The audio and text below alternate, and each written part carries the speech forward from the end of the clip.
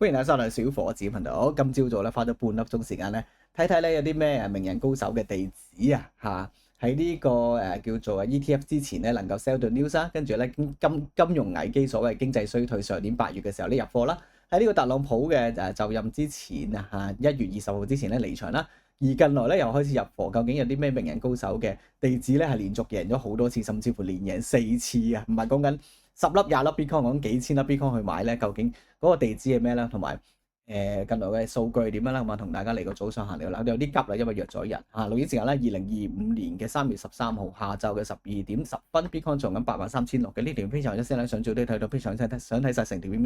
歡迎大家對嘢啦，timing 十分之緊要，8蚊一日，遲啲16蚊一日㗎啦，課程134蚊美金一洗，咁 topic 4次全中，高手大戶都在賣，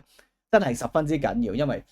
除咗自己去領略呢啲嘢之外咧，亦都要睇下其他人做啲咩噶嘛。咁所以之前所講嘅4大教訓之外咧，要加入一個嘅最新教訓咧，就睇下其他人要做啲乜嘢。咁分享3個大戶嘅地址嘅，當中第一個呢片咧，上半部分咧會講第一個先啦。第二個咧就係2、3咧都會喺個會員部分再講噶啦。咁樣早啲睇到記得訂閱啦。topic 講咗啦，咁啊內容好多數據啦，咁啊 BTC 價格 update 啦，月亮指數啦，跟住咧大戶嘅資料啦，跟住咧就係3大教訓嘅數據 update 啦，流動性 MACD、USDT 多文兩山，跟住啦，同埋小伙即係呢段時間買 Bitcoin 好啊，買山寨幣好啊，兩溝好啊，定係等 Bitcoin 升到去某個位置先買，先轉山寨幣咧？咁啊嗰個部分再講啦。咁啊第二部分啦，數據咁啊 VIX 啦，恐慌指數近來新高噶啦，即係呢個美股嚇，跟住咧見到大暴跌，所謂大暴跌都係跌嗰10% 啫嘛，即係而家呢個美股。最高咧就係6100啦，而家最低見過咧5500嘅，咁啊回調大概10% 度。咁之前咧對上一次咧回調咧都係上次嘅上年嘅8月左右。咁啊對我嚟講咧相對上係因為嗰個不確定性啊，最主要係特朗普唔知佢下一步會做啲咩咧，同埋而家好多嘅叫做所謂嘅利淡咧已經落晒地嘅啦，即係要加都加晒啦嚇，同埋好多潛在嘅即係要衰都衰完嘅潛在因素都喺度，同埋都係炒作緊經濟衰退，咁啊都係一啲老調重彈嘅事咁啊，同埋都有唔少潛在利好，包括俄烏戰爭啊，同埋呢個通脹預期即係琴日嘅嗰個通脹數據咧就有所下降啦，咁啊亦都見到嗰個通脹咧都維持喺3.3樓下啦，同時間咧減息預期咧係3次啊今年，咁所以係啦，咁啊都係好多好多不確定性嘅，其實有邊刻冇不確定性啊？咁啊，另外啦，就係呢個恐慌指數啊，冇乜特別啦，45咁啊，之前嘅10咧過咗啦，就係78000左右。咁啊，同大家講咧，8萬蚊樓下咧都係一個唔錯入市嘅位置。另外啦，BTC 價格 update 啦，咁啊都係1小時圖去到8小時圖咧，全部中性嘅啦。咁但係咧去到1日圖咧，相對上咧就係呢個中性向好嘅。另外咧，月亮指數咧話俾大家聽咧，中唔中嘅小伙子你自己望啦。即係簡單講咧，新月咧就係麻麻地嘅嗰期，咁如果係月圓之夜咧，通常嗰期好啲嘅，你留意下中秋節嗰期 Bitcoin 係咪好勁啲咧？自己望望。咁例如話呢個近來中唔中啊？中嘅呢個新月啦，咁啊 Bitcoin 嗰期都麻麻地嘅，咁啊呢個叫做滿月啦，係咪好啲咧？未必好啲嘅橫盤先啦，即係可能嗰期跌市橫盤都叫好啦。跟住新月又到啦，咁啊回調機會大啦，跟住呢個滿月上升。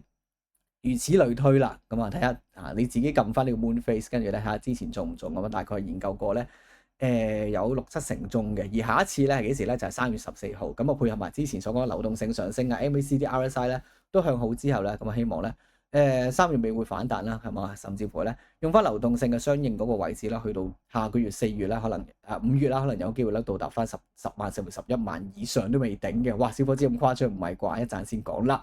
好，另外啦係啦，流動性嗱聲，流動性3大教訓，每條片都要講一講噶啦。咁啊，以防萬一自己唔記得咗，咁啊撳翻1日圖啦，嗱聲啊，做嘢嗱聲，喂，黃色線流動性，咁我哋整就呢個先。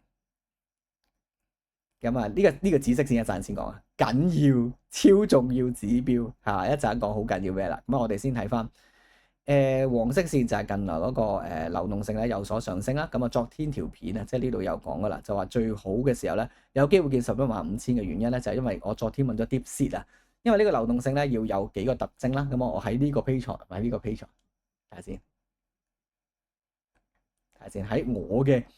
Twitter 自己可以訂閱埋啦，Twitter 有時我都 update 下啲嘢，整靚嘅啦，琴日就話呢個流動性嘅指標咧，撳俾大家睇先。撳第一嚇就係同呢個 Bitcoin 嘅價格咧有個正向關係先啦。有冇見到黃色線咧同呢個 Bitcoin 價格咧有個正向啦？咁但係唔係絕對完全一樣嘅。最主要咧係兩件事唔一樣啦，個幅度啦同埋嗰個時間點嘅。咁幅度嚟講咧，亦都計算過㗎啦。相同嘅即係越多即係黃色嘅線咧，即係錢嘅數目越多嘅話咧，Bitcoin 價格咧就受到嗰個影響就更加大。而呢個叫做流動性咧上升咗之後或者下降咗之後咧，幣價通常要等即係可能有滯後60至75日嘅，大概2個月左右啦。咁啊，另外就係而家嗰個流動性咧比上一個高峰更加高嘅。咁就係話上一個高峰所反映都出嚟嘅價格係10.9萬嘅話咧，咁今次呢個高峰咧好大機會咧就如果真係反映翻嘅話咧，就應該要到達翻11萬啦。再加埋呢個特朗普所講嘅Bitcoin 作為戰略儲備呢個消息之後咧，可能咧比較大機會衝破到11萬左右嘅。咁啊呢度咧信不信由得你啦，講係咁講。咁另外啦就係呢個3日 MACD 啦，同埋3日 MACD。之前所講啦，3大教訓，第2名咧就係呢個MACD 死亡交叉出現咗咧，小弟都無動於衷，真係食蕉。小我知點解要3日唔用1日唔用2日咧？非常之簡單，你自己撳下3日同2日有咩分別？撳翻1日先，1日第一樣嘢啦，有冇見到？哇！呢度又出現死亡交叉。